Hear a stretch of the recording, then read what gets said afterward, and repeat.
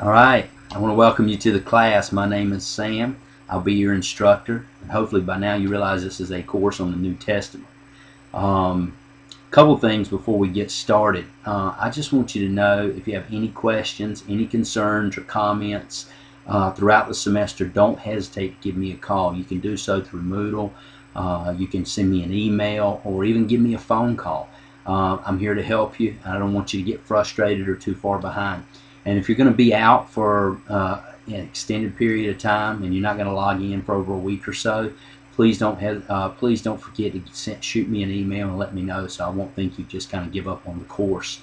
Also, just a couple other housekeeping things. Make sure you're logging into the Moodle. I would suggest at least 3 times a week, 5 times a week, something like that. That you're keeping up with all your assignments, you're doing your readings, that you're taking your quizzes on time, that you're doing your discussion forums on time, because I don't want to see anybody get behind. And make sure you have both the text, HarperCollins Study Bible, and the Gospel Parallels. Make sure you have those. There's also in the syllabus a couple of suggested readings. If you want to pick those up as well, they can be helpful. And what we're going to do initially, so we're just going to kind of do an overview of the contents of the New Testament, just so you have a framework from which to view the New Testament as a whole. As most of you realize, the New Testament's not necessarily one book. It's basically several different books by several different authors that are put together.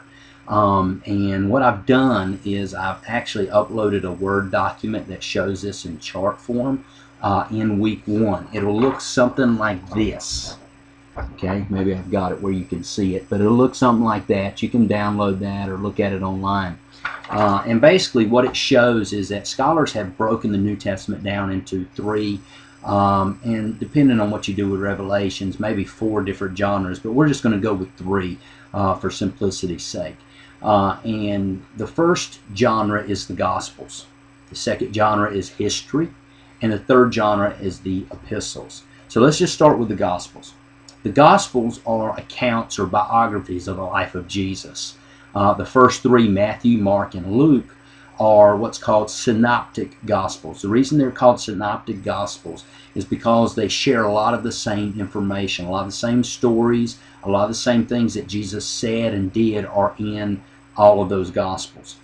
In fact, when you read through them separately, you'll feel like oh, hey, I've read this before. And that's because you have. You've read it before. If you read Matthew and you go into Mark, you'll feel like, oh, I've read this before. You have read it before. In fact, our textbook, the Gospel Parallels, takes these Gospels and puts them side by side so you can see how they're similar and where there are some differences. Now, John is altogether different.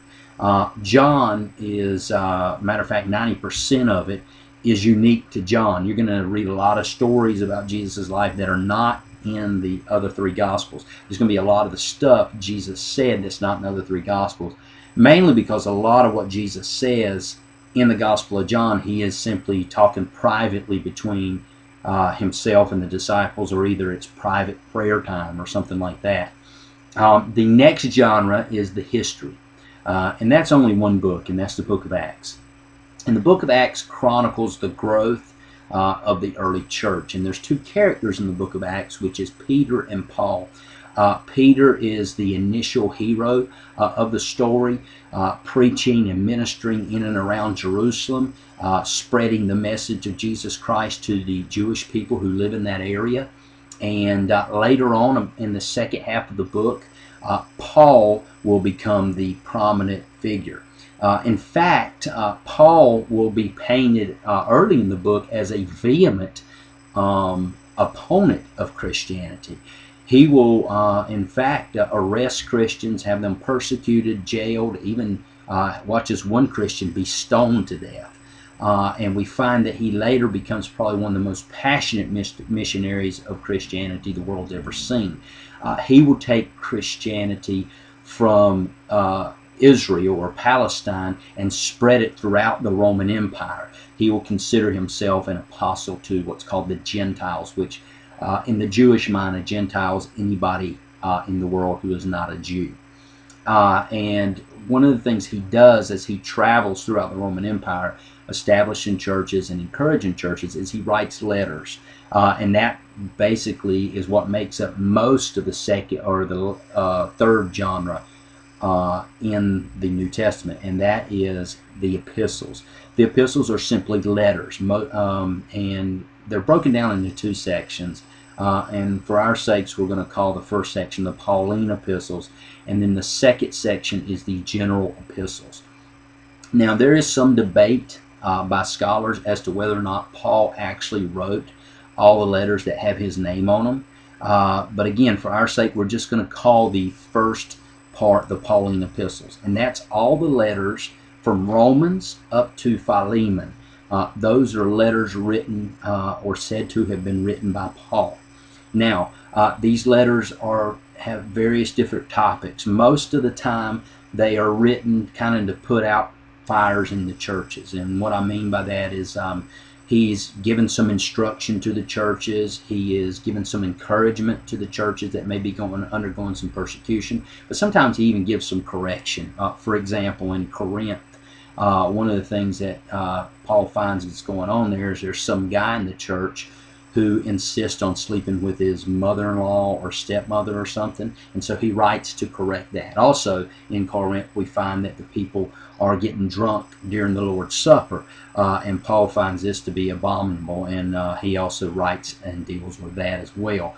So this is what you see in most of these letters. Now, from Hebrews up into Revelation, that is called the general epistles. Hebrews, some scholars say Paul may have wrote Hebrews.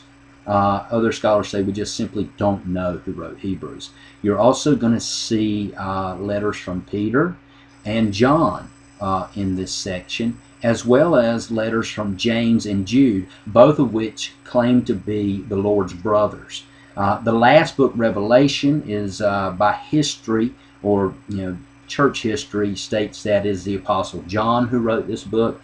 Some scholars have speculated that maybe it was another John, another elder or leader in the church that actually wrote Revelation.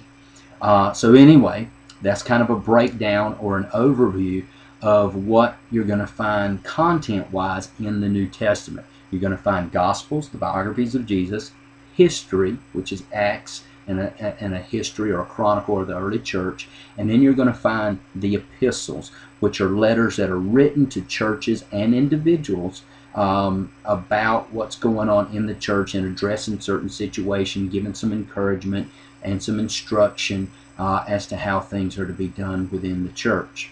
I'm looking forward to a great semester. I hope you are, and I just want to remind you, if you have any questions, any comments, any concerns at all, please do not hesitate to contact me. And please keep up with your assignments. And just one other note, please, when you see these YouTube videos, make note. And by that, what I mean is actually take notes about what I'm saying, because some of this information will be on your quizzes. Talk to you later. Bye.